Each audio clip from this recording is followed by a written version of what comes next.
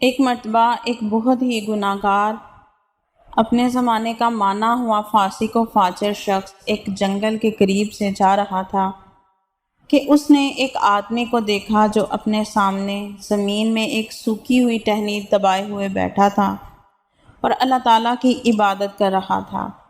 اس گناہ گار آدمی نے پوچھا، تم کیا کر رہے ہو؟ تو اس نیک اور پرہیزگار بندے نے بتایا، میں سالوں سے دنیا سے دور اس ویرانے میں اللہ پاک کی عبادت کر رہا ہوں۔ جس دن میری عبادت قبول ہوگی اس دن یہ ٹہنی ہری ہو جائے گی، اس طرح مجھے پتہ چل جائے گا۔ اس گناہ گار کے دل میں جانے کیا آیا، وہ بھی زمین میں ایک سوکھی ٹہنی دبا کر بیٹھ گیا اور عبادت کرنے لگا۔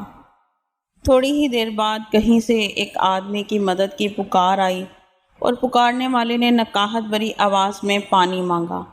دونوں نے سنی انسنی کر دی، آواز دوبارہ آئی۔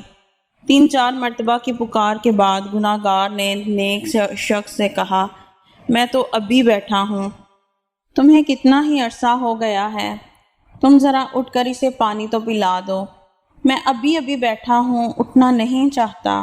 اس نیک بندے نے گناہ گار کو ڈانٹ کر کہا، میری عبادت میں خلل نہ ڈالو، میرا ارتکاز ٹوٹ جاتا ہے۔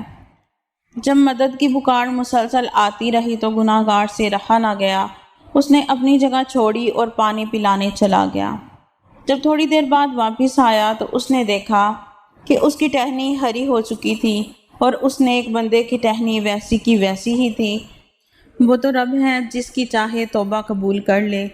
کبھی کبھی برسوں کی ریاضت بھی ایک لمحے میں پلٹا دی جاتی ہے اور کبھی ایک ادا ہی قبولیت کا سبب بن جاتی ہے۔ اے اللہ، ہمیں بھی جب تک زندہ رکھ، ایمان و اسلام پر رکھ، اور جب بھی موت دے تو ایمان و اسلام پر دے۔